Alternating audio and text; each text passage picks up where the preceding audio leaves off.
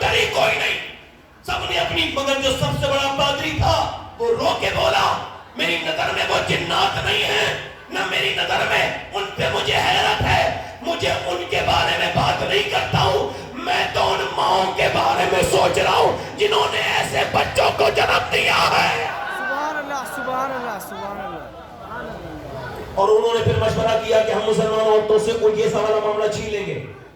عشق رسول, خوف خدا چھین لیں گے, ہم ان کی صفوں میں داخل ہو جائیں گے. یہ آپ کے موبائل میں پورن, یہ آپ کے موبائل میں گندی تصویریں, یہ کہاں سے آتی ہیں؟ آپ نے کبھی سوچا جس پر آپ نے اپنی بے بہا, یہ بیش قیمت زندگی جو صرف کی ہے, یعنی 10 منٹ 10 کروڑ روپے لے کر بھی آپ کسی قبرستان کے مردے کو 10 کروڑ دے کر بھی 10 منٹ کے لیے زندہ نہیں کر سکتے, مگر آپ نے 3 گھنٹے 4 گھنٹے فیس بک پر, یوٹیوب پر, انسٹاگرام پر آپ نے کہاں کہاں لڑکیوں کی تصویریں ادھر ادھر دیکھ کے کیا حاصل کر لیا. آپ اپنا وقت برباد کر رہے ہیں. واصف علی واصف کہتے ہیں جو وقت برباد کر رہا ہے ایک دن وقت اسے برباد کر کے چھوڑے گا, وقت اسے چھوڑے گا نہیں. جو اور وقت کو وقت دو, ورنہ وقت تمہیں وقت نہیں دے گا, پھر وقت نہیں ملے گا. مگر آج موبائلوں میں لگے ہوئے سمجھتے ہیں اللہ, سمجھتے ہیں اسی دنیا کے لیے, بس دنیا میں کھائے پیے اٹھے بیٹھے سوئے, بس یہی زندگی. نہیں میرے دوست, ذرا غور تو کر, آج نوجوان 10 سال کے بچے بربادی کی طرف جا رہے ہیں. ہمارے پڑوسی ملک میں ایک لڑکے نے سنگنگ کمپٹیشن ویریفائی کیا, یعنی اس نے گانے کا ایک مقابلہ جیتا, اور جب وہ گانے کے مقابلے میں جیت گیا تو اب اس پر بڑی پیسوں کی بارش ہوئی, اسے ایک مرسڈیز ملی نیو. اس کے بعد اس نے دوسرا گانے کا کمپٹیشن جیتا, تیسرا جیتا, پوری دنیا میں گانا گانے بلایا جانے لگا, ڈالر میں کمائی ہونے کی, ڈالر میں. ایک مکان خریدا, دوسرا مکان خریدا, بلڈنگ کھڑی کر دی, اس کے پاس نوکر جا کر دنیا کی طاقت. 19 سال کی عمر میں شادی کر لی اور اس کے 2 بچے بھی ہو گئے. 23 سال کی عمر میں گانا گاتے گاتے گرا, جب چیک اپ ہوا تو پتہ لگا دونوں گردے فیل ہیں. اللہ اکبر کہو, گردے فیل ہو گئے. اب توجہ کرو, میری طرف غور کرو, گردے فیل ہو گئے. اب ڈائلیسس آ گیا, ڈائلیسس کی کنڈیشن ہے. ڈائلیسس کیا مطلب, ذرا غور کریں, یہ گردوں کے طرح کام, وہ مشین سے نکالا جاتا ہے خون, اور خون نکالنے کے بعد وہی کام کیا جاتا ہے جو گردے کرتے ہیں. اب اس کے بعد خون کو نکالا جاتا ہے, 1 مہینے میں 4 بار ہوتا ہے, اور کبھی زیادہ طبیعت زیادہ خراب ہو, زیادہ کنڈیشن ہو تو کبھی کبھی 4 بار, کبھی کبھی 10 بار بھی ہوتا ہے, اور ایک بار میں 20-25 ہزار روپے یعنی 30-35 ہزار روپے جاتے ہیں. اب ایک ہفتے میں ایک مکان بکا, دوسرا بکا, ڈائلیسس ہوتا رہا, ڈائلیسس ہوتا رہا, ڈائلیسس ہوتے ہوتے ایک مکان بک گیا, دوسرا بک گیا, ساری گاڑیاں بک گئی, سب کچھ بک گیا. بھائی نے اس کو اپنا گردہ دیا, مگر گردہ کامیاب نہیں ہو پایا. موت قریب آ گئی, لوگوں نے ساتھ چھوڑ دیا, دوستوں نے دوستی توڑ دی, یاروں نے یاری توڑ دی, جو کل تک رشتہ دار آتے تھے انہوں نے آنا چھوڑ دیا. اسی وجہ سے کہتا ہوں اپنے مرتبے پر, اپنی شہرت پر, اپنی دولت پر, اپنے نام پر, اپنی اولاد پر کبھی تکبر نہ کرنا. بس جب کچھ اللہ تمہیں نواز دے تو مسجد میں جا کے اپنی ناک اس کے سامنے رگڑ کے رو کے کہنا میں اس لائق نہیں تھا, سب تم نے مجھے نوازا ہے, میرے رب مجھے معاف کر دینا. یاد رکھو کہ جب زوال آتا ہے تو اللہ چھوڑتا نہیں, اس کی پکڑ بڑی سخت ہے. آج تک کوئی فرعون نہیں بچا, کوئی نمرود نہیں بچا, نہ اس زمانے کا کوئی فرعون بچا تھا, نہ اس زمانے کا کوئی فرعون بچے گا.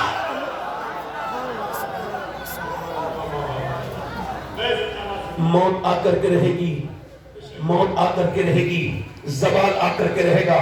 جب عروج لکھتا ہے مورخ تو پھر زوال بھی لکھتا ہے. آج تک ایسا ہوا نہیں کہ مورخ نے خالی عروج لکھا ہو اور زوال نہیں لکھا ہو. ہم نے ان مقررین کو آواز نکلتے نہیں دیکھی جو کل تک بڑے میری طرح شور شرابے میں تقریر کیا کرتے تھے. ایک دور ایسا آیا کہ بولنا مشکل ہو گیا. ایسے شاعر جو اپنی نعت کے ذریعے پوری دنیا کو گھما کے رکھ دیتے تھے, گائے کی شہرت. ہم نے دیکھا زمانہ ایسا بھی آیا کہ لوگوں نے ان کو سننا بند کر دیا. ایسے ایسے ہم نے لوگوں کو دیکھا. زوال آیا, مگر مجھے سیدنا اعلیٰ حضرت فاضل بریلوی کی وہ بات یاد آتی ہے, فرماتے جب دنیا کا عروج ہوتا ہے تو اسے زوال ضرور آتا ہے, مگر اگر نبی نواز دے تو پھر کبھی زوال نہیں آتا. اگر نبی نواز دے تو کبھی زوال, جو کبھی زوال ادھر دیکھو کبھی زوال. خیر اس کی طبیعت بگڑی, طبیعت اتنی بگڑی ڈائلیسس موڈ پہ آ گیا, طبیعت خراب ہونے لگی. اب ذرا غور کریں, آپ ایک گردے خراب ہو گئے. ابھی کچھ دنوں پہلے کشمیر سے میرے پاس ٹیلی فون آیا, کہنے لگے آپ کی تقریر کرانا چاہتے ہیں. میں کہا میرے پاس تو مہینے میں وقت نہیں. کہنے لگے آپ ذرا بات کریں, یہ جو بندہ ہے نا جو آپ کو بلا رہا ہے اس کو کینسر ہے اور اس کی آخری خواہش یہ ہے کہ یہ آپ کی ایک تقریر سنے. میرا دل پھٹ آیا, میں کہا چلو ٹھیک ہے, اللہ کا شکر ہے. میں گیا, میں نے اس سے بات کی, اس کا نام محمد سلیم تھا. میں کہا کیا آپ کو کینسر ہے؟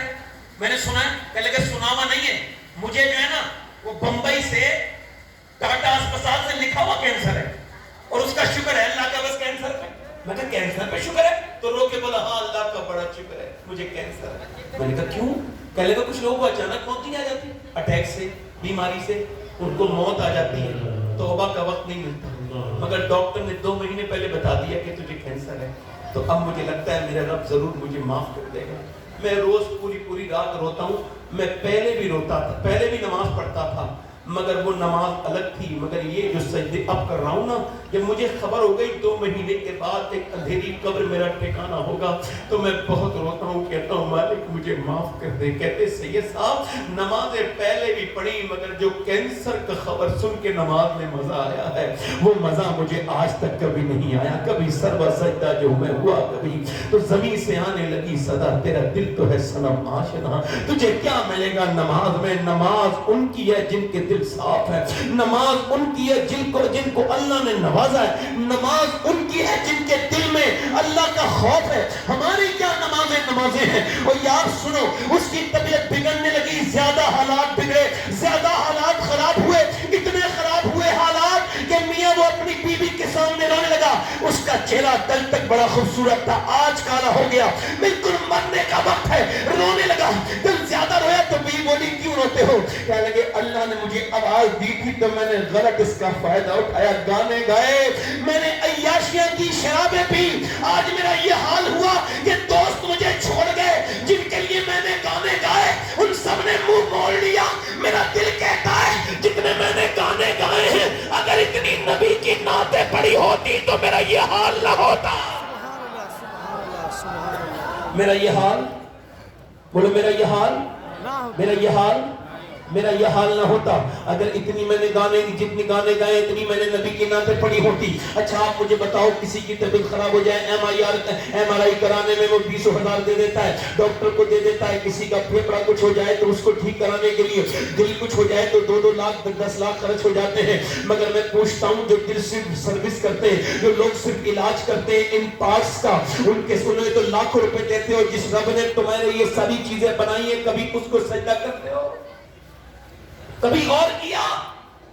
اس کے سامنے جھکے, موت قریب آ رہی ہے میرے دوست, میرے عزیز. جو جس حال میں مرے گا اس حال میں اٹھایا جائے گا. جو گندے موبائلوں پہ گندی تصویریں دیکھتا ہوا مرا, اور اسی حال میں اگر وہ مر گیا تو پھر کیسے اٹھایا جائے گا؟ بولو. وہ جو میری بہن میری بیٹی بے پردگی کرتے کرتے مری, وہ جو میرا بھائی, میرے نبی فرماتے ہیں, حضور فرماتے ہیں جنت میں کوئی بھی حسرت نہیں ہوگی. جنت کوئی حسرت کی جگہ ہے؟ جنت تو اللہ کے فضل کی جگہ ہے, اس کے انعام کی جگہ ہے, سکون کی جگہ ہے. جنت تو جنت ہے. اب جنت کا بھی کوئی بات بتائے گا جنت کیسی؟ مگر حضور فرماتے ہیں جب اللہ کی نعمتوں کو بندے دیکھیں گے تو جنتیوں کو ایک افسوس ہوگا. حضور کیا کہ وہ یہ کہیں گے کاش اے میرے رب, ہم جو دنیا میں بیٹھے بیٹھے الٹی سیدھی باتیں کرتے تھے اس وقت میں ہم نے تجھے یاد کر لیا ہوتا کہ تو کتنا کریم ہے, تو نے ہمیں جنت دی, مگر ہم ادھر ادھر بیٹھ کے اپنا وقت خراب کرتے رہے. یعنی ہم جو غفلت کر رہے ہیں, ذرا غور تو کرو. دن نکلتا ہے تو کہتا ہے انسان تجھ کو جو کرنا ہو وہ کر لے.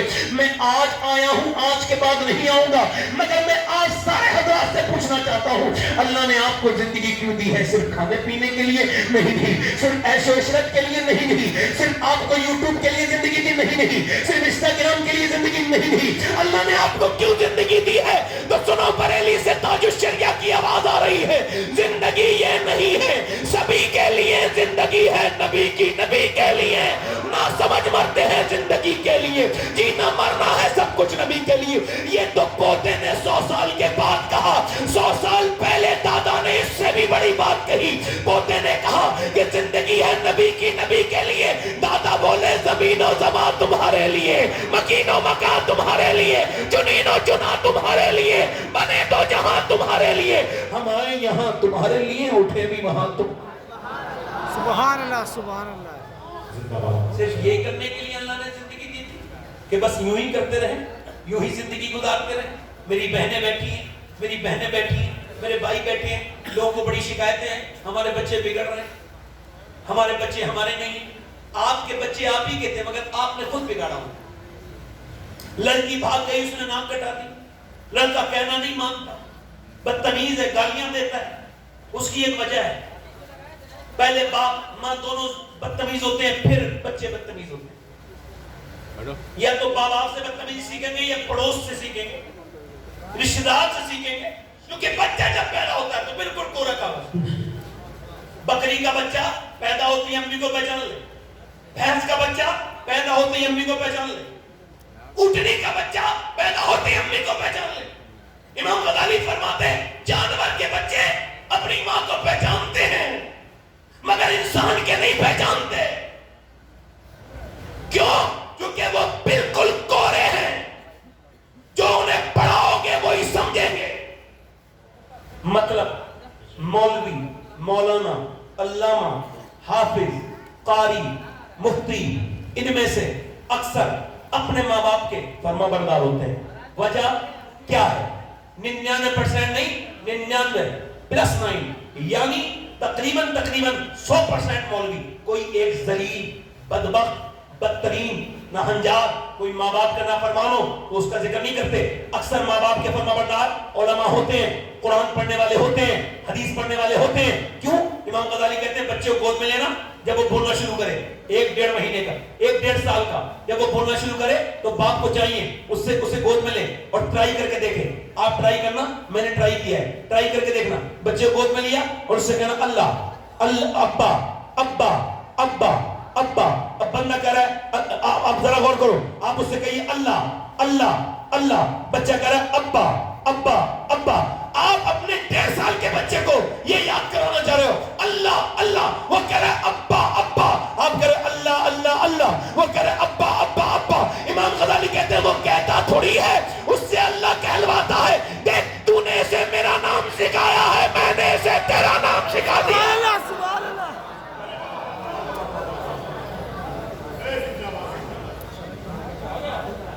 محمد علی فیضی صاحب بھی آگے. ایسے ہی آنے چاہیے سارے لوگ جیسے یہ آئے خاموشی سے. زور سے بولو سبحان اللہ. سبحان اللہ. جب کوئی میرے نعرے وارے لگاتا ہے تو میں اپنے آپ کو ظالم کہنے لگتا ہوں. اندر سے جب کوئی میری زیادہ، میں چونکہ اپنے آپ کو جانتا ہوں، انسان جتنا اپنے آپ کو خود جانتا ہے اتنا کوئی دوسرا.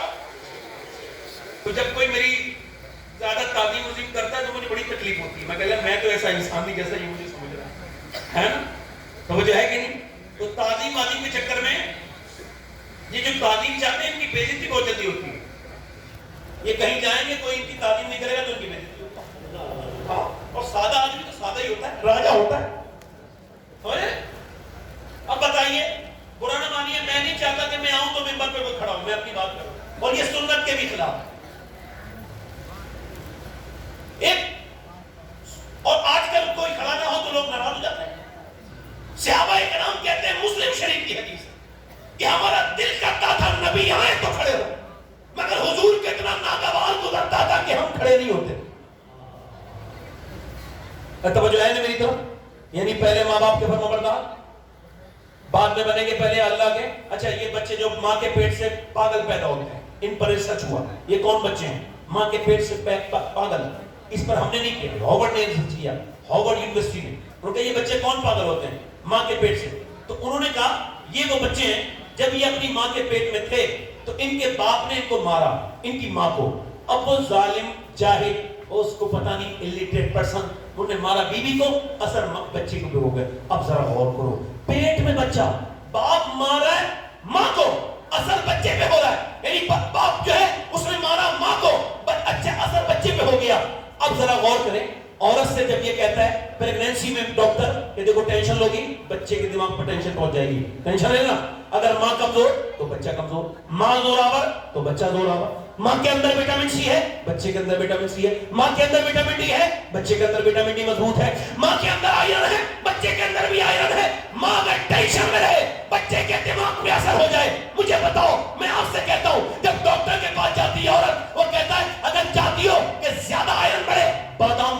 زیادہ بادام کھانا، زیادہ بادام کھانا، زیادہ وٹامن ڈی کے لیے دھوپ میں بیٹھنا، زیادہ وٹامن ڈی کے لیے امرود کھانا، مجھے بتاؤ انگور کھانا، زیادہ وٹامن سی کے لیے سنترا کھانا، زیادہ وٹامن سی کے لیے تم ایسا کرنا کہ لیمو کھانا۔ اب مجھے بتاؤ اللہ کا بنایا ہوا سیب، سنترا، انار، امرود، بادام اگر ماں کھائے تو بچے پہ اثر ہو جائے تو کیا اللہ کا قرآن ماں پڑھے گی تو بچے پہ اثر نہیں ہوگا؟ سبحان اللہ سبحان اللہ. بولو تو صحیح ہے۔ اب ذرا سنو، ادھر دیکھو، اب ماں کے پیٹ میں بچہ ہے، اب ماں نہ قرآن پڑھ رہی ہے نہ نیک کام کر رہی ہے، بلکہ اس نے سامنے ریموٹ رکھا ہوا ہے اور اس کے پیٹ میں بچہ ہے۔ یہیں سے بدتمیزی شروع ہو گئی، بے حیائی شروع ہو گئی۔ یعنی جیسے اس نے دیکھا اعلیٰ حضرت امام محمد غزالی کہتے ہیں عورت سب سے زیادہ دعا اس کی تب قبول ہوتی ہے جب پیٹ میں بچہ ہوتا ہے۔ جلدی بولو، کب دعا قبول ہوتی ہے؟ جب پیٹ میں اس کے، کیونکہ یہ درد کا وقت ہے اور درد میں اللہ قریب ہے نا؟ تو اب یہ دعا مانگے تو کیا دعا مانگے؟ ایسے کر کے یہ دعا مانگے کیا؟ یا اللہ بچہ میرا پیدا ہو، بیٹا میرا ہو، مگر بندہ تیرا بنے، فرما بردار بنے۔ یہ پانی پت میں بچہ پیدا ہوا، قرآن کا دیکھیں آپ، قرآن کتنی زبردست کتاب ہے اللہ کی، اس کو کوئی سمجھتے نہیں، سب سے بڑی کتاب، ایسی کتاب کوئی نہیں دنیا میں، دنیا کی ساری کتابیں اس کے سامنے کہ اللہ کا کلام قرآن ہے، مگر آج کل میاں لوگوں کے تعویذوں پہ تو بھروسہ ہے مگر قرآن پہ لوگوں کو بھروسہ نہیں۔ توجہ ہے کہ نہیں؟